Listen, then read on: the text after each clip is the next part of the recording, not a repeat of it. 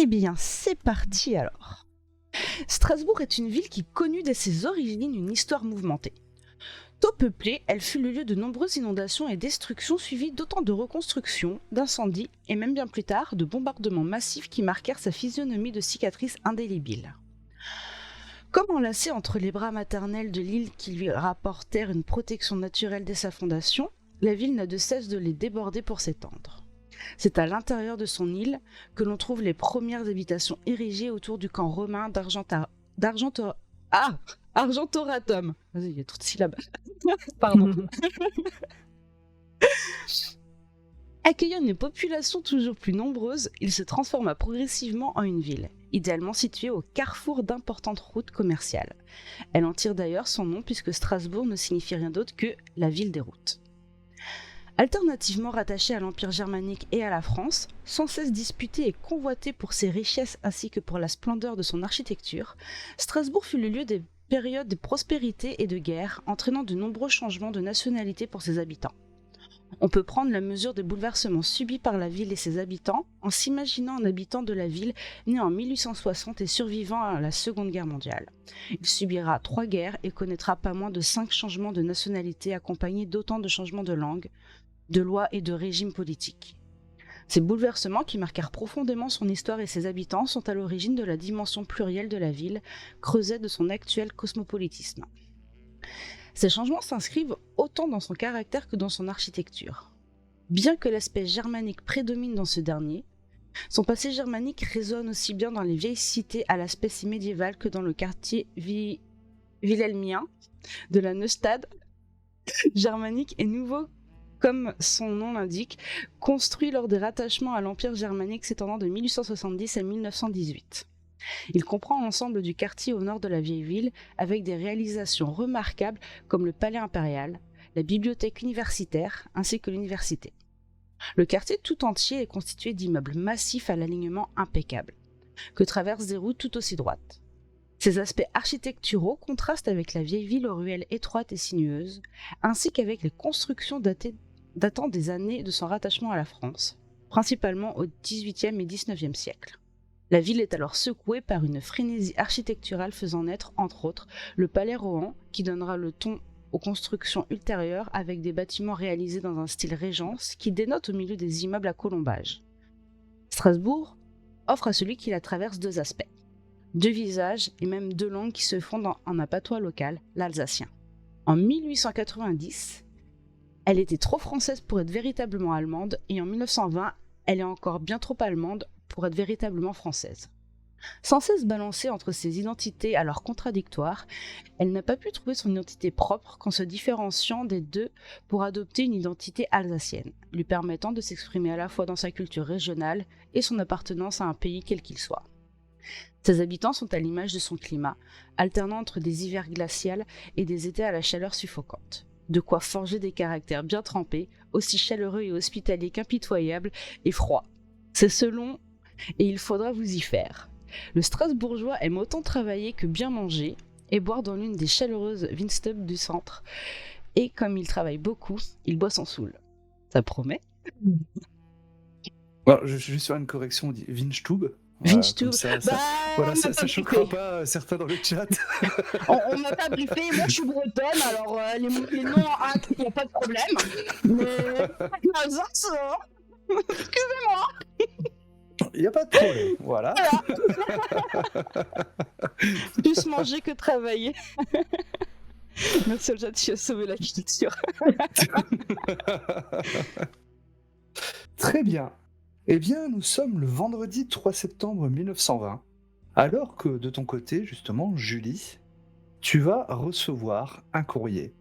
Nous nous sommes rencontrés il y a peu à la charmante soirée de gala organisée par la mairie.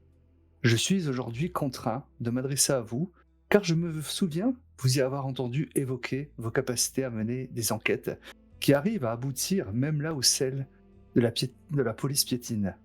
J'aurai grand besoin de vous, que vous m'aidiez à conclure une enquête urgente. J'espère pouvoir compter sur vous, et vous en serez grandement reconnaissant. Je vous attends lundi prochain, 6 septembre, à 10h, dans mon bureau à la mairie. En comptant sur votre présence, Charles Bonjean directeur de service de l'urbanisme de Strasbourg, responsable de la Grande Percée.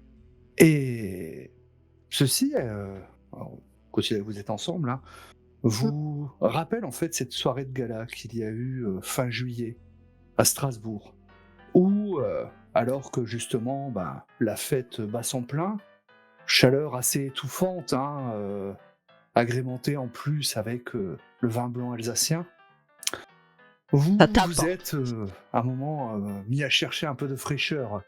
Donc est allé sur le balcon de la mairie, hein, Place Broglie.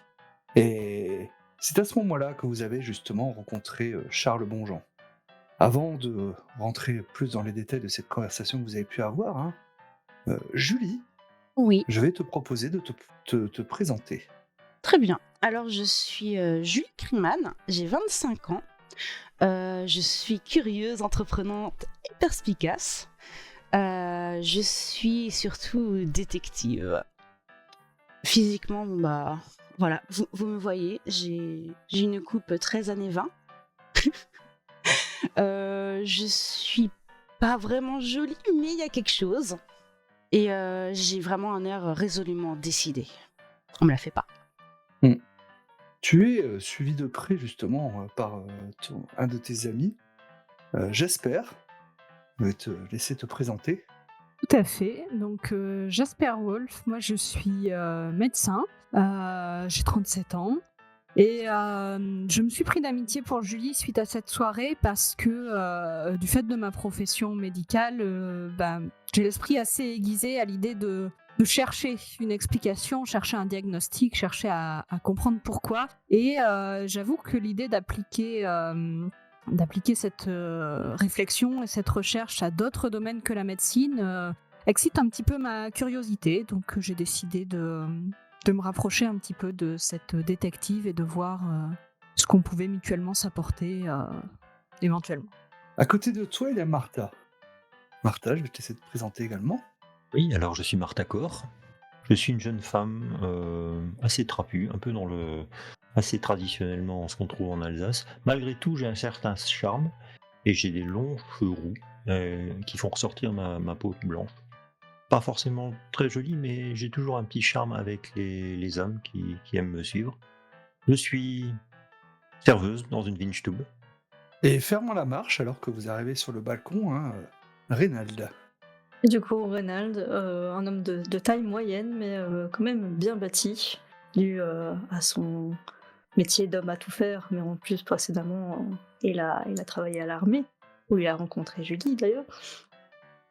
C'est un homme qui a toujours un air très agréable, très sympathique, et un peu négligé. Et son charme. Donc recherchant de la fraîcheur, hein, vous arrivez sur le balcon et vous voyez un homme bien portant, certaine bonhomie, qui est en train de fumer une cigarette, accoudé justement sur le balcon. Et alors que vous sortez, il vous regarde, hein, vous venez chercher un peu de fraîcheur vous aussi. On fait comme on peut. Hmm. Ah, je comprends, hein, c'est vrai que il fait bien chaud ce soir à nouveau, hein, et a priori, nous n'avons guère de fraîcheur. Excusez-moi, je me présente, Charles Bonjean, je travaille à la mairie. Enchantée, Julie Kriman. Enchantée. D'accord. Thé. Et que faites-vous dans la vie? Moi, je suis détective.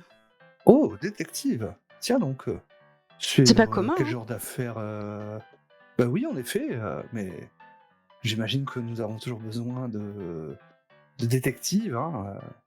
Quel genre d'affaires, sur quel genre d'affaires travaillez-vous? On va dire qu'en ce moment, celle qui se présente. D'accord. Eh bien, ma foi, j'avoue que cela m'intrigue au plus haut point. Je vais prendre votre carte, sait-on jamais. Avec plaisir. Donc, tu lui tends sa carte, hein, et il se tourne à nouveau, hein, regarde vers le ciel. Hein, nous avons une belle nuit étoilée ce soir. En effet. Vous vous intéressez un peu à l'astrologie? L'astronomie, pardon. Plutôt. Je ne pense pas, non. D'accord. Je respecte ça, je respecte ça. Et vous allez passer quelque temps à discuter de choses et d'autres, de littérature. Si le sujet intéresse certains, a priori pas Julie, mais peut-être d'autres, l'astronomie. Et voilà, vous rencontrez quelqu'un d'assez cultivé, hein, avec assez charismatique, hein, voilà, il est une compagnie très agréable en fait, hein. Et voilà, c'est le souvenir que vous en avez en fait, hein, ce Charles Bonjean, hein, alors que après avoir lu cette lettre, hein, tu te rappelles justement, vous vous rappelez, hein, tous les quatre, hein, de cette soirée de gala. Il m'a appris comment nommer les étoiles. Tout à fait. Si tu lui as demandé, hein, oui, oui, il t'a dit comment repérer la grande ours, par exemple. Oui, je me suis un petit peu intéressée quand même. Il aime bien faire la conversation. Il a pris ma carte de visite. Voilà, Politesse, quoi. on va faire bonne impression. Pas comme si j'étais pas en recherche de clientèle. Putain, j'ai pas été très subtil à ce niveau-là. Alors, je vais vous poser la question, hein, mais bon, bah, j'imagine que vous allez vous rendre au rendez-vous qu'il vous propose. Bah oui, Oui. c'est un Bah, client. Moi, je suis Julie. Comment? Moi, je suis Julie, hein, donc... Oui, oui, non, bah, on peut considérer que vous êtes tous les quatre, hein. N'hésitez pas à réagir pour les autres, hein. Oui, moi ça m'intéresse énormément parce que Tout à fait. on en avait parlé et maintenant ça va être la vraie occasion pour moi de voir une vraie enquête. Mm. Voir Julie au travail alors que jusque-là, genre, j'espérais, mais là j'ai enfin l'occasion de toucher de près. Et en vrai. Et donc, Ça va bah, être vous allez... fabuleux. vous allez arriver à l'hôtel de ville. Je vais vous montrer un petit peu où il est, hein, l'hôtel de ville, hein. Situé ici. Ah, attends, c'était caché. Ah, voilà, c'est Ok. situé ici. On voit Voilà. mieux. En effet. Et donc vous allez rentrer, hein, dans un bâtiment, hein, justement qui s'occupe, hein, comme il s'était présenté, hein, donc le service d'urbanisme, hein, de Strasbourg. Et vous allez être introduit auprès d'une première personne déjà, hein, un certain Philippe Blatt, qui est a priori Philippe Blatt. Oui, c'est ça. Qui est a priori l'assistant, hein, le secrétaire de justement Charles Bonjean. Une personne Assez importante, bien il a coiffé. un assistant là. Bah oui, oui, oui. C'est là, c'est écrit sur la lettre, hein, donc que c'est le responsable justement de la Grande Percée, hein. Donc pour rappel, la Grande Percée, ce sont des grands travaux d'urbanisme en fait, hein, qu'il y a à l'heure actuelle dans Strasbourg et qui a justement la volonté d'agrandir certains axes, de moderniser certaines habitations aussi qui étaient un peu insalubres et ainsi de suite, hein. Donc c'est vraiment des énormes travaux en fait, hein, au sein de la ville de Strasbourg. Donc oui, ce n'est pas rien, hein, c'est des travaux qui ont déjà commencé depuis un peu plus d'un mois maintenant, hein, donc au moment où vous êtes, hein, où vous arrivez, donc je rappelle le 6 septembre, hein, chez Charles Bonjean. Philippe Blatt va vous regarder derrière ses petites lunettes rondes, hein, et bien coiffé, cravate, hein, cintré, chemise, hein. Vous voyez que il y a énormément de monde, ça va dans tous les sens en fait, hein, dans ce service, hein, et les gens passaient avec des dossiers, et ainsi de suite, hein, ça n'arrête pas. Énormément de gens, hein, qui viennent justement parler à Philippe Blatt, hein, pour lui demander des choses et autres, hein, et quand vous arrivez en fait, hein, il lève la tête vers vous, hein, bonjour, oui, qu'est-ce que je peux faire pour vous? Monsieur Charles Bonjean a demandé à nous voir. Oui, alors attendez, je regarde. Vous regardez dans un agenda. Oui, en effet, oui, vous avez rendez-vous, hein. Bah, écoutez, vous voulez bien me suivre, hein, et donc bureau qui est situé juste derrière le sien en fait, hein. La porte est ouverte, hein. Monsieur Bonjean, votre rendez-vous est arrivé. Ah, parfait, faites-le entrer. Vous êtes introduit dans le bureau, hein, donc vous reconnaissez justement, hein, Charles Bonjean, hein, sa bonhomie, hein, que vous aviez déjà repéré la première fois, hein. Ah, je suis content de vous voir. Merci beaucoup d'avoir répondu à mon appel. Bonsoir. Bonsoir. Bonsoir. Bonsoir. Vous avez un bien joli bureau. Oui, merci. Bon, j'avoue que oui, il y a un peu des papiers partout. Voilà, c'est vrai que c'est l'effervescence. Hein, enfin bon, beaucoup de choses à voir et ainsi de suite. Hein, mais voilà, je suis vraiment très content que vous ayez répondu à mon appel, hein, parce que il me semble, comme vous l'avez dit, hein, que vous arriviez à résoudre des affaires où même la police piétinait. Hein, et j'avoue que j'ai grand besoin de vous et j'espère que vous allez pouvoir m'aider parce que je suis vraiment très embêté dans cette affaire. Vous semblez bien mystérieux. Qu'est-ce qui se passe? Eh bien, comme vous le savez peut-être déjà, hein, je suis celui qui dirige la Grande Percée. Et à ce propos, justement, il va vous tendre un document, hein, pour illustrer son propos. Un plan, justement, hein, une partie du plan de Strasbourg, en fait, hein, où vous voyez justement dessiner en pointillé les futurs grands axes, hein, qui vont être créés. Hein, donc c'est justement ça, la Grande Percée. Et à mon grand désespoir, nous rencontrons de nombreux problèmes. Et très nombreux même. C'est-à-dire? Et j'avoue qu'ils sont tellement nombreux que je me demande même s'il n'y a pas du sabotage derrière ça. Eh bien, c'est-à-dire, par exemple, des matériaux qui disparaissent, des architectes qui démissionnent sans aucune raison, des escaliers qui sont posés et le lendemain s'effondrent sous le poids d'un ouvrier alors qu'il n'y avait aucun souci la veille. Ce genre de choses. Qui voudrait saboter ce projet? Mais justement, Parce que c'est je plutôt ne sais fabuleux pas. comme ce que vous faites. Mais évidemment. Et moi, mon premier recours a été d'en parler à la police. Le commissaire Lévy a justement mené une enquête.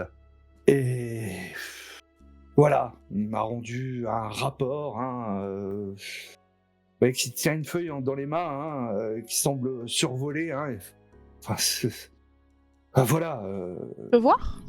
Tant ça, en fin de compte, un petit peu énervé, hein, quand il te tend le papier. Hein, donc je vais te l'afficher également. Et j'avoue que je pensais la police de Strasbourg un peu plus capable. Je ne vais pas vous mentir. Hein. Enfin, vous lirez vous-même les conclusions, mais voilà.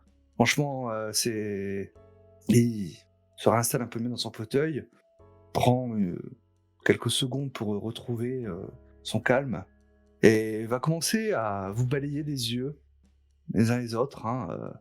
Je vous demande de reprendre cette enquête en commençant aujourd'hui même. C'est D'accord. d'une grande importance. Vous savez, les enjeux qui sont attachés justement à ce chantier. Ce chantier, il faut savoir qu'il vient d'une impulsion allemande. Mais les premières réussites sont vraiment venues depuis que la France a repris Strasbourg. Et de ce fait, nous mettons énormément d'importance à mener à bien ce projet, afin que justement nous puissions avoir un plan de progrès social pour que la circulation des hommes et des marchandises, mais également l'hygiène, le bien-être dans la ville, puisse rentrer dans une modernité salvatrice. C'est important. Et oui, je pense que, et d'autant plus, pouvoir montrer également à Strasbourg que la France a un attachement particulier à cette ville et que nous considérons la ville et sa région comme françaises. Je me semble savoir que vous êtes tous plus ou moins originaires d'ici et vous savez à quel point c'est important justement de redorer un petit peu tout ça. Et c'est vrai que certains devraient normalement vraiment entrer la ville dans une nouvelle modernité. Tous ces problèmes, tous ces incidents qui s'accumulent, ça devient très difficile à continuer à croire que ce sont de simples accidents. Je ne suis pas un expert dans des travaux comme ça, mais quand je lis l'avis du commissaire. Il parle d'une mauvaise préparation des chantiers. Vous pouvez dire quoi à ce sujet? Vous pensez que tout est fait selon dans les Selon règles de les l'art? règles de l'art. Oui, tout est fait selon les règles de l'art. Et j'ai embauché moi-même de très bons architectes qui ont très bonne réputation. C'est pour ça que je ne peux pas croire que c'est juste de la négligence. Mais mes précédents chantiers se sont toujours bien déroulés, sans le moindre incident. J'ai déjà eu Il y a l'occasion toujours de des superviser, incidents sur un le chantier de moins cette possible. Le moins possible. Oui, là, c'est vrai que le chantier est énorme. Mais attendez, pour illustrer mon propos, vous voyez qu'il commence à sortir plusieurs feuilles de papier, hein, et vous les tend. Hein. Voilà, ici, j'ai listé tous les incidents qu'il y a eu ces derniers temps. Mhm. Vous voyez que il y a quand même un peu plus que de simples incidents normaux sur un chantier de la sorte. Enfin, j'espère que vous comprenez, enfin que vous êtes d'accord. Effectivement, ça fait pas mal de choses quand même. Voilà, c'est ça. Donc, et voilà, j'avoue que je n'arrive pas à m'expliquer ces nombreuses complications et Ce sont j'en vos viens à notes, me la dire liste des que incidents? oui, ce sont mes notes personnelles. Notes que j'avais également transmises à la police, hein, évidemment. Pour ça que, je ne sais pas, il n'y a pas besoin de sortir une grande école de police pour se dire qu'il y a quelque chose. Hein. Et vos soupçons iraient plutôt vers des gens qui veulent empêcher la France de prouver son attachement à Strasbourg, ou vous pensez que ça peut venir de quelqu'un d'autre? Il y a clairement une volonté de nuire et j'avoue que pour l'instant, je suis au point mort à ce niveau-là. C'est bien pour ça que je fais appel à vous. Oui, c'est peut-être justement d'anciens ressortissants allemands qui sont à l'œuvre derrière tout ça. C'est en tout cas, je pense, une hypothèse qui n'est pas à écarter. Et ça, Connaissez-vous? Pardon, allez-y. Julie, allez-y. ça a commencé quand? Parce que là, je vois que liste des incidents constatés en chantier, suite. Le premier incident date de quand? Le 2 août. De ce fait, j'attends de vous que vous découvriez le responsable de ces méfaits et que vous accumuliez autant de détails et de preuves possibles contre lui afin que je puisse monter un dossier assez consistant pour être incriminant. Soyez cependant le plus discret possible. Je ne veux pas que l'auteur de ces crimes se doute que quelqu'un soit sur ses traces. Vous pouvez nous embaucher? Évidemment. Enfin, évidemment, vous aurez des... Notre affaire est parfaitement officielle. Ah Mais je non, vais je veux dire demander- sur le chantier. Qu'on puisse voir ce Ah, qui se sur passe le- sur le terrain. Après, vous aurez libre accès à aller sur le terrain. Après, si jamais vous voulez vous faire passer pour un ouvrier ou autre, voyez ça peut-être plutôt avec mon assistant. D'accord. Mais il n'y aura aucun problème. Hein. Peut-être que vos D'ailleurs, employés si- seront plus bavards avec un autre ouvrier qu'avec quelqu'un qui fouine. Je vous fais entièrement confiance dans cette affaire pour la résolution. Fabuleux. Si je vous embauche, c'est que j'ai confiance en vous. D'ailleurs, je tiens quand même à dire que si jamais vous trouvez la personne derrière tout ça, je vous en prie, n'entreprenez rien directement contre lui par vous-même. Je ne veux pas qu'il vous arrive quoi que ce soit, et c'est plutôt le travail de la police. Notre boulot, c'est d'enquêter. Pas de... Voilà. Pas de d'appréhender. l'attraper, hein. C'est ça, Oui. tout à fait. Hein. Ensuite, une fois que nous aurons suffisamment de preuves, je monterai un dossier que j'amènerai moi-même au commissaire Lévy. Très bien. Et j'éviterai de lui parler de son incompétence. Ça serait malvenu en effet. Oui. Hein, Il pourrait être fâché. bien. J'ose supposer que c'est la plus haute importance, la plus grande urgence que vous espérez que nous traitions cette affaire le plus rapidement possible. C'est pour ça que je vous demande de commencer aujourd'hui même. D'accord. Vous voyez qu'il va ouvrir un tiroir en fin de compte et va vous tendre une belle liasse de billets. Voilà, pour démarrer votre enquête. La même somme vous sera remise dès que vous m'aurez remis le dossier avec les preuves incriminantes.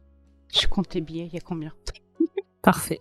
Il y a une belle somme de quoi, franchement. Enfin, T'as rarement eu une affaire qui t'a ramené autant. Alors, je poker face, hein. Et serre la main, Si- hein, puis...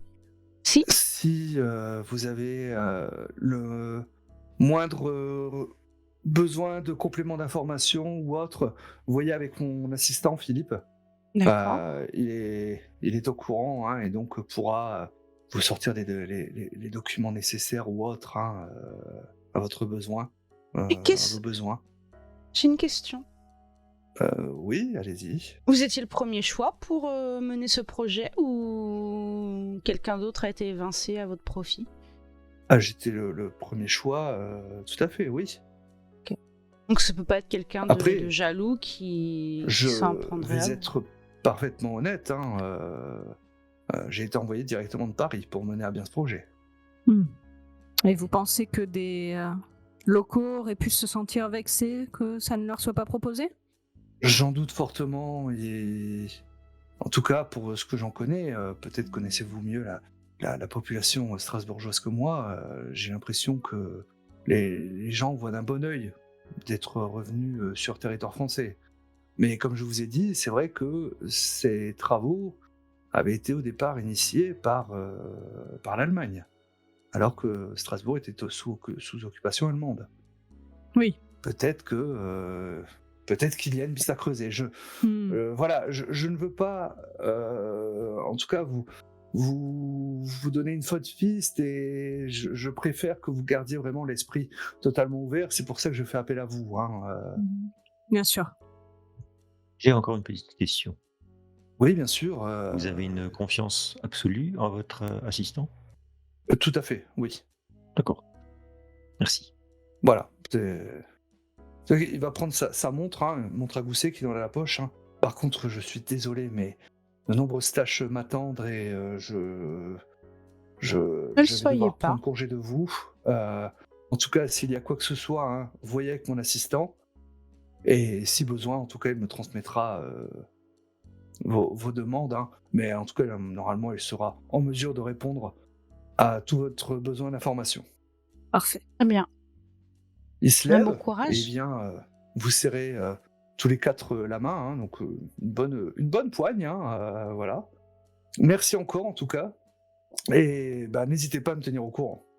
Bien de vos entendu. avancées. Imaginez que je lui rends sa poigne. Hein. Voilà.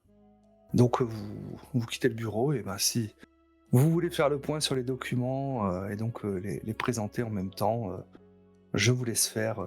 La scène est à vous. Je vais commencer par le rapport du commissaire de police Charles Lévy, et je propose qu'après, pour les incidents, on en fasse un chacun notre tour. Ok. Alors, Strasbourg, le 30 août 1920. Cher Monsieur Bonjean, après une enquête minutieuse menée sur le terrain à partir des éléments rassemblés, nous pouvons conclure avec certitude que les incidents survenus sur les nombreux chantiers de la Grande Percée ne peuvent être imputés à une volonté de nuire. On ne peut donc pas parler de sabotage à leur propos, mais plutôt d'incidents malheureux. Ces incidents sont assurément causés par la nature colossale du chantier, dont la taille multiplie grandement les risques. La chaleur de la période estivale est aussi un facteur qui accroît ces risques. Nous vous recommandons de mieux préparer les chantiers, éventuellement d'étaler davantage les diverses opérations de destruction et de reconstruction afin de prévenir et de diminuer le nombre d'accidents dans les chantiers qui sont et demeurent sous votre responsabilité. Charles Lévy, commissaire de police. Pas très sympa, hein? C'est pas très surprenant, hein.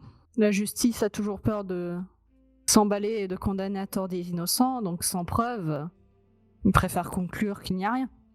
Je serais Va quand faire même le curieuse. truc qui réglera le souci. Je serais quand même curieux de savoir comment ils ont mené l'enquête et quels indices les ont portés à faire cette conclusion. Ça. Alors, faites voir la liste de ces incidents. Alors, lundi 2 août, une série de 4 marches d'escalier récemment construits a cédé lorsque des ouvriers l'empruntaient dans le chantier du 10, place Kléber. 2 d'entre eux se blessèrent en tombant et durent arrêter le travail. Impossible de déterminer avec certitude s'il s'agit d'un simple défaut de construction, d'une négligence lors de la pose ou bien d'un sabotage. L'architecte a fini par conclure à un accident. Isolément, effectivement, ça nous apporte pas grand-chose. Mercredi 3 août, les ouvriers n'ont plus trouvé le moindre outil sur les chantiers des numéros 27 et 29 de la rue du 22 novembre lorsqu'ils sont arrivés le matin. Il faudra une bonne semaine pour remplacer certains outils spécifiques. Des vols d'outils. Clairement un vol. Oui. Mercredi 4 août, plusieurs marches d'un escalier en grès des Vosges ont disparu du chantier numéro 43 de la rue du 22 novembre. Il a fallu en commander de nouvelles chez le tailleur de pierre qui accumule déjà les retards dans les commandes. Délai supplémentaire prévu, 3 semaines. Encore un vol dans la même rue. Ouais, parce que les escaliers, ça s'évapore pas quand même. Oui, Surtout, c'est Faut le plus vouloir. conséquent. C'est plus conséquent, on est d'accord. Ah là là. Mais les gens peuvent être attirés par un gain facile. Après tout, tout le monde n'a pas la vie facile en ce moment à Strasbourg. Ça se revend cher le grès des Vosges?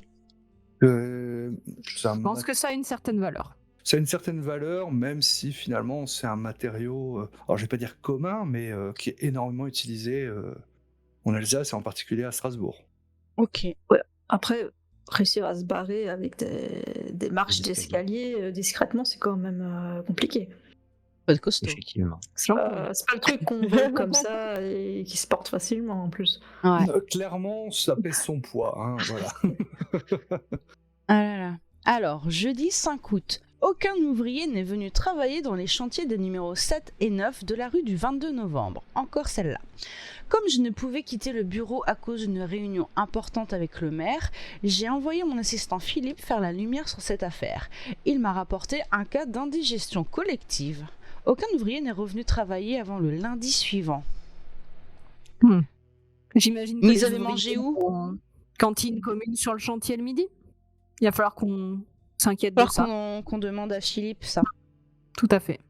Lundi 9 août, Mathieu, le contremaître du chantier du numéro 9 de la rue du 22 novembre, décidément cette rue pose problème, Ah, a maudite, hein. démissionné. Ouais, il s'est peut-être senti mis en difficulté par la semaine précédente. J'ai proposé à Bobo Ebart, l'architecte de ce chantier, de le continuer sans lui le temps de trouver un remplaçant. Ce fut une catastrophe, les ouvriers ont continué le travail, mais cela a été contre-productif. Les avancées sur le chantier sont d'une trop mauvaise qualité pour être conservées. Il faut détruire tout ce qui a été battu entre-temps pour le refaire dans les règles de l'art. J'estime le retard sur le chantier à environ 1 mois, sans même parler du coût financier. Alors c'est vrai que vous évoquez beaucoup la rue du 22 novembre, hein, donc Ah, c'est la elle rue est qui peut-être va très longue. d'ici à là. Alors oui, c'est une très grande rue hein, à Strasbourg. Ouais, Alors, du coup, attends, c'est du coup, logique j'ai pas vu. que tu peux reping. Alors, Parce elle que- s'étend d'ici à là, Ouais. jusqu'à la place Kléber. D'accord. Vous voyez mes gribouillis? Ou c'est que Oui. moi? D'accord. Enfin, moi, je les vois, oui. Ok. Du coup, je note les endroits. En parlant d'argent, le mardi 10 août, je reçois une demande de rendez-vous urgent de la part du banquier de la caisse d'épargne, la banque partenaire du projet qui a pris le relais des banques allemandes. Je m'y rends dans l'après-midi. Léon Gustave me tend une lettre qu'il a reçue la veille. Cette lettre non signée indique que les estimations des travaux de reconstruction sont largement inférieures au coût réel. Il range ensuite la lettre et me demande des explications. Je le rassure comme je peux. Qui a bien pu lui envoyer cette lettre? Et il a pas pu la récupérer, cette lettre, j'imagine. Elle était rangée. Ok. Ah, peut-être qu'on devrait aller voir aussi ce Léon Léon Gustave. Gustave. Ouais. Oui, tout à fait. Mercredi 11 août. Un ouvrier est mort dans le chantier du numéro 27 de la rue du 22 novembre. Un morceau du plafond s'est détaché et s'est effondré sur lui. Les ouvriers ont décidé d'arrêter le chantier. Ils parlent de malédiction. Le sol du premier étage du chantier du numéro 32 de la rue du 22 novembre s'est littéralement effondré en fin de matinée. Incompréhensible. Il n'y a heureusement eu que des blessés. C'est toujours au même endroit, quoi. Enfin, Ouais. peu de choses près. Et là, beaucoup plus dramatique. Ça commence à prendre un peu de sérieux, oui. Et ça, du coup, c'est dans des immeubles d'habitation? C'est sur le chantier, en fait, pour refaire justement des... En fait, en gros, ils ont tout cassé. Et ils sont en train de refaire de nouveaux appartements et ainsi de suite. Ok. C'est du coup ce qui agrandit énormément la rue et ainsi de suite. Hein, voilà, c'est ça. C'est pour ça qu'on appelle ça de la grande percée, justement. Ok. Du coup, est-ce que ce serait pas intéressant d'aller voir sur le chantier pour Vous n'avez pas constater fini, hein. Oui, non, non, mais les D'accord. choses au fur et à mesure. Je fais une to-do list. Ça paraît assez évident, effectivement, qu'il va falloir voir tout ça de nos yeux. Oui. pour au moins constater la qualité des Des mince. ouvrages. Pas que des ouvrages, mais aussi des matériaux utilisés pour tout ça, parce que pour que ça s'effondre les uns après les autres, peut-être qu'il y a quelque chose, peut-être qu'il a commandé des choses bien et qu'on lui a livré des choses mauvaises, peut-être qu'il y a des problèmes au niveau des structures aussi, je sais pas, mais il va falloir qu'on y aille. Impossible de faire revenir le moindre ouvrier au numéro 27. La malédiction, je comprends. Hein. J'ai passé la journée à essayer d'en trouver d'autres. Il a fait très chaud aujourd'hui. Une série de malaises parmi les ouvriers des numéros 4, 5 et 6 de la rue du 22 novembre s'est produite. Le contremaître a décidé d'arrêter le chantier à cause de la chaleur et a renvoyé les ouvriers chez eux. Alors, 4, 5 et 6, c'était aussi dans ces eaux-là qu'ils étaient malades C'est à ça, cause d'un truc. Donc il y a toute une partie de la rue où ça s'effondre et de l'autre, c'est ils sont malades, indigestion et coup de chaleur. Et autant une indigestion, je peux comprendre. Par contre, la chaleur, c'est difficile de provoquer la chaleur. Oui. C'est étrange. Mon Dieu, la suite c'est un vendredi 13. Évidemment. Évidemment, on parle de malédiction. Vendredi 13 août, l'architecte a décidé d'arrêter les projets des numéros 8, 10 et 12 de la rue du 22 novembre dont il avait la charge. Il a laissé une lettre indiquant que des difficultés personnelles et familiales le contraignent à arrêter le projet et à retourner chez ses parents. J'ai confié le chantier à Félix Purgros, qui l'a arrêté le temps de reprendre et de revérifier toutes les mesures. On peut menacer quelqu'un pour le forcer à ce genre de choses. Oui. À moins qu'on essaye de trouver les raisons personnelles et familiales qui l'ont contraint à quitter. Et c'était qui cet architecte ? On n'a pas de nom. On devrait pouvoir le retrouver. Philippe devrait être capable de nous le dire. Et quant à celui qui a repris la succession, ma foi, ça paraît pas forcément choquant qu'il ait eu besoin de temps pour reprendre les choses en main. Même plutôt pas forcément. Oui, c'est pas forcément de la mauvaise volonté de sa part. Oui, mais ça peut quand même être intéressant d'aller le voir pour savoir Bien sûr dans quel état il a retrouvé les choses. Exactement, savoir comment était le chantier quand il l'a repris, ce qu'il en a pensé. Lundi 16 août. Les ouvriers qui ont accepté de travailler sur le chantier en retard du 3 de la rue du 22 novembre ont découvert que tous les sacs de plâtre et de ciment du chantier avaient été mal protégés la veille et que la pluie avait tout gâché. Tout est désormais inutilisable. Ils ont passé la journée à les jeter au lieu d'avancer sur le chantier. Il faudra en commander d'énormes quantités et le chantier n'avancera qu'à leur livraison. Donc de nouveau, effectivement, ça peut ressembler à une erreur, mais ça commence à faire beaucoup d'erreurs. C'est ça. Et qui était en charge ? C'est vraiment mauvais, soit... Quelqu'un peut être repassé dans la nuit pour enlever les bâches. C'est possible. Alors, mardi 17 août. Le banquier m'attend devant mon bureau avec un autre homme. Il me le présente comme un expert du bâtiment. Je dois, sous peine de gel immédiat des crédits en cas de refus, lui donner accès à tous les comptes et estimations. Il doit vérifier que nos estimations sont exactes. Philippe, mon secrétaire, passe la semaine à lui donner et copier tous les documents qui l'intéressent. Le retard s'accumule pour les autres tâches. Vraiment pas de chance. On n'a pas du tout l'identité de l'homme. Effectivement. Sans doute le même qui a prévenu le banquier que les estimations étaient mauvaises. Tu crois que c'est le même ? Oui, mais... Possiblement. Ou alors c'est le banquier qui a engagé quelqu'un pour checker ce que la lettre disait. Oui, parce que C'est possible j'imagine aussi. que ce chantier, ça doit demander des sommes folles au niveau du prêt. Bien sûr. Mercredi 18 août. L'architecte qui s'occupe des chantiers numéros 1, 3 et 5 de la rue du 22 novembre est venu me voir en fin de journée pour m'annoncer sa démission. Encore une fois. Il s'est lancé dans une longue tirade sur la difficulté des 3 chantiers dont il a la charge. Il a pris la décision de s'en tenir à des travaux de taille plus modeste. Je n'avais déjà pas trouvé de remplaçant pour le premier architecte, alors je ne sais comment faire pour trouver un successeur après une seconde démission. C'est désespérant. Effectivement. Mais tout le monde qui quelqu'un à lire. Là aussi, il serait peut-être intéressant de savoir Qui ? pourquoi il trouve que c'est difficile. Quels sont Oui, ses parce difficultés. qu'il a bien accepté à un moment donné, donc il a eu les yeux plus gros que le ventre. Quelles sont les difficultés qu'il n'avait pas vues ? Et c'était qui cet architecte, encore une fois ? Qui c'était cet architecte ? On n'a pas laine. Non, va falloir qu'on demande tout ça à Philippe. Oui. Le 20 août. Vendredi 20 août, les ouvriers ont trouvé les marches en marbre brisées lors de l'ouverture des caisses en bois les contenant. Elles étaient entreposées depuis 2 semaines au bas du numéro 34. 2 semaines, ça laisse le temps effectivement d'aller les trafiquer. Hein. Et puis brisé, quoi. Oh, vous savez, avec une masse. Mais est-ce qu'elles étaient fermées, ces caisses? Est-ce qu'on a vu quelqu'un... Ça voudrait dire ici à l'ouverture des caisses. Ça veut dire que quelqu'un a pu ouvrir les caisses, briser leur contenu et les refermer sans que les ouvriers se rendent compte qu'elles ont été ouvertes. Non, mais ça fait du bruit de casser du marbre quand même. Mais Oui, mais au milieu d'un du coup, chantier, l'ensemble oui. du quartier n'est pas habité. C'est vrai. mais il y a personne qui surveille les matériaux la nuit ou quoi? C'est pas étrange. Visiblement, pas suffisamment. Mais il En devrait tout cas, peut-être commencer à... moi, je vois plus trop comment la police est arrivée à de l'accidentel. Je veux dire, du marbre, ça se brise quand même pas tout seul. Mauvaise manipulation pendant le transport. On sait Oui, jamais. mais toutes. Oui, et c'est vrai que c'est surprenant, mais Alors, c'est pas impossible, on est quand même sur de l'improbable. c'est surprenant. C'est surprenant. La suivante est tout aussi inquiétante. Le lundi 23 août, le chef de chantier et l'architecte qui s'occupait des chantiers des numéros 24, 26 et 28 de la rue du 22 novembre ne sont plus revenus travailler. Ils sont introuvables. C'est du délire. Et oui. Là, j'avoue que la police... Ça les aurait inquiète pas plus que ça. Voilà, aurait quand même des raisons de s'inquiéter. On parle de disparition. Et ces gens, ils ont une famille? Eh bien, c'est une excellente question. Il faudra trouver leur nom, essayer de retrouver qui ils sont.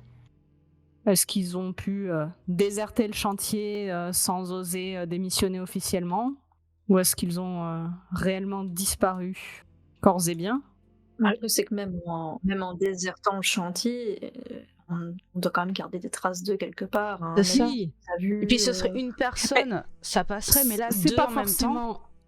Sur ce genre de chantier, on embauche, si je ne m'abuse, des gens qui peuvent venir d'autres régions, surtout sur ce genre de poste. Donc, on peut imaginer une hypothèse dans laquelle ils auraient décidé d'eux-mêmes ou auraient été incités à quitter les lieux. Et je pense que la police ne s'étant pas décidée à mener une réelle enquête, c'est pas notre bon ami Bonpin qui est capable d'aller vérifier à l'autre bout de la France s'ils sont pas juste rentrés chez eux. Donc il existe quand même une hypothèse où ils seraient partis sans rien dire, mais pas forcément en danger. Maintenant, Il c'est faut l'hypothèse la vraiment- plus optimiste. Il faut On vraiment est la d'accord liste de que tous les c'est gens. pas la seule. Ils peuvent être aussi les responsables des sabotages. Si Aussi. sabotage il y a. Peut-être aussi qu'ils étaient impliqués, qu'ils se sont éclipsés parce que ça commençait à devenir... Ils avaient peur d'être découverts. Peut-être. Ça fait quand même beaucoup d'incidents. Ouais. Beaucoup. Ça Et ça commence à faire continue. beaucoup. Et ça 24 continue. août. Oui, Mardi 24 août. Je me rends à la convocation du banquier qui m'annonce que, d'après les conclusions de son enquête, les travaux de reconstruction ont été trop largement sous-estimés. Il a été obligé de prendre la douloureuse mais nécessaire décision de bloquer les fonds en attendant que nous trouvions un financement permettant de couvrir réellement la totalité des dépenses prévues. Je ne peux plus commander aucune pièce, ni même payer les salaires des ouvriers. Ah bah là, c'est sûr qu'ils vont pas rester. Déjà qu'on pouvait les payer, ça partait. C'est ça. La manipulation semble être très très impressionnante parce que pour réussir à faire croire à des banquiers ou à transformer un chantier aussi important en un désastre financier, il faut quand même avoir un En pouvoir. même temps, avec tous les surcoûts des matériaux volés, c'est pas des tellement outils une question de- de faire croire. Il suffit de bien mettre un petit grain de sable là, dans l'engrenage juste avant pour bien les mettre dans la... J'ose quand même penser que, bien que la liste soit longue, tout ça ne peut pas expliquer un surcoût tellement élevé de tous les chantiers. Tous les problèmes accumulés ne peuvent pas expliquer une telle augmentation des coûts, à moins qu'il y ait Bah, bien le plus retard. de choses qui ne soient pas estimées là-dessus. Sur Le un chantier retard, de les cette taille-là, ça matériaux. peut prendre longtemps. Ok, C'est- En tout- je ne sais pas, mais ça me On n'a semble... pas les chiffres, hein. Donc, Oui, on n'a pas vu les chiffres. Après, est-ce que Mm. le... Qui a fait les comptes au départ Voilà, est-ce que l'expert engagé par le banquier est de bonne foi ou est-ce qu'il a pu éventuellement aggravé la situation quand il l'a présenté au banquier pour enfoncer le clou. Rappelons-nous, l'architecte venu exprès de Paris est sans doute l'un des meilleurs, sinon on ne lui aurait pas confié cette tâche-là. Ça a été, personne ne semble l'avoir contesté, donc j'ai du mal à croire, mais bon. Et surtout vu l'importance du chantier, Et qu'il se soit trompé à ce point-là, mais pas c'est n'importe étonnant. qui. Oui. Du coup, mercredi 25 août, des rumeurs d'un manque d'argent pour payer leur salaire courent parmi les ouvriers. C'est étonnant, hein, une bonne partie de la rue. Ils arrêtent aussitôt de travailler et exigent dorénavant d'être payés en avance. Ça Donc il y va a pas, quelqu'un hein. qui était au courant des problèmes avec le banquier.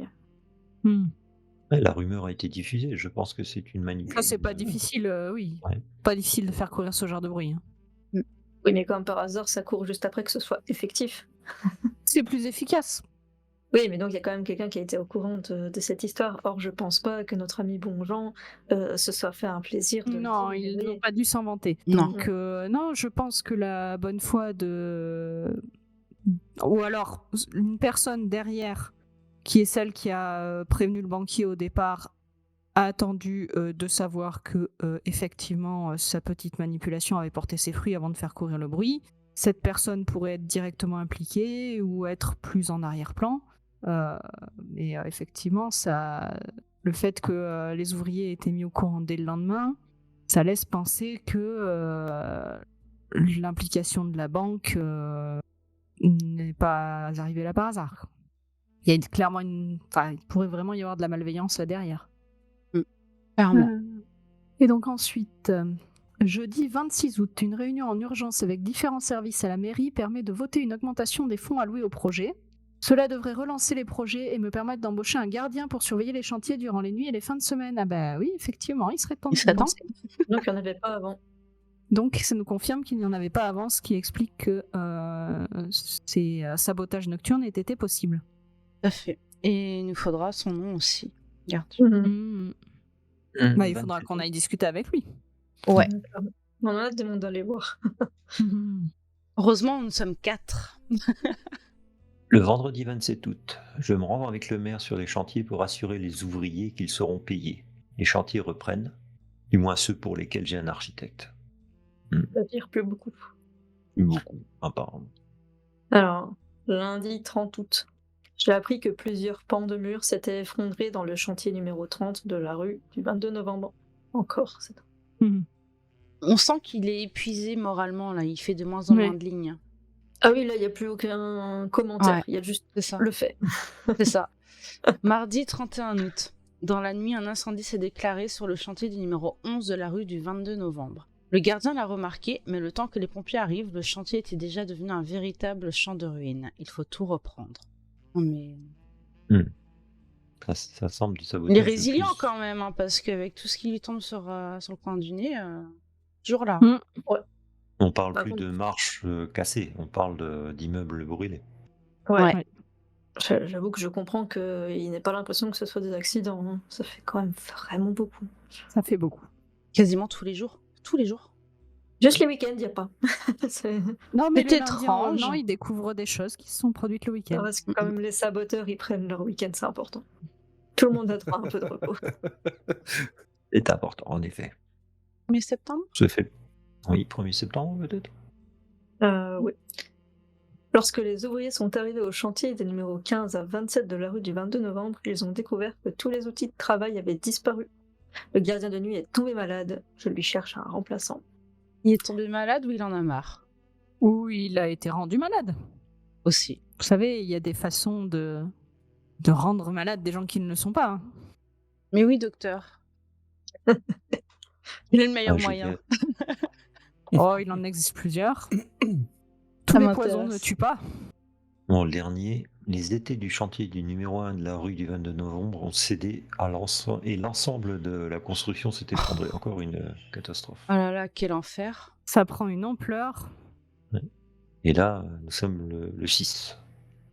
Que va-t-il nous annoncer encore d'ici la fin de la journée? Bien. Eh bien, je propose que déjà on commence par aller voir son assistant, Philippe, Oui. pour qu'il nous donne les noms et les adresses des des gens dont on a Les besoin. personnes impliquées, oui, Ouais. ceux qui ont démissionné, Les ceux qui ont architectes. disparu. Et qu'on check aussi pour où est-ce que les ouvriers mangent. Comment sont Ça. organisés les repas des ouvriers, effectivement. Le nom du gardien qui est tombé malade et son adresse, qu'on aille le voir. Oui. Vous allez lui faire une petite consultation, docteur? Tout à fait. Je vais même lui en faire cadeau. Fabuleux. Putain, il y avait déjà des contrôles pour des arrêts maladie à l'époque.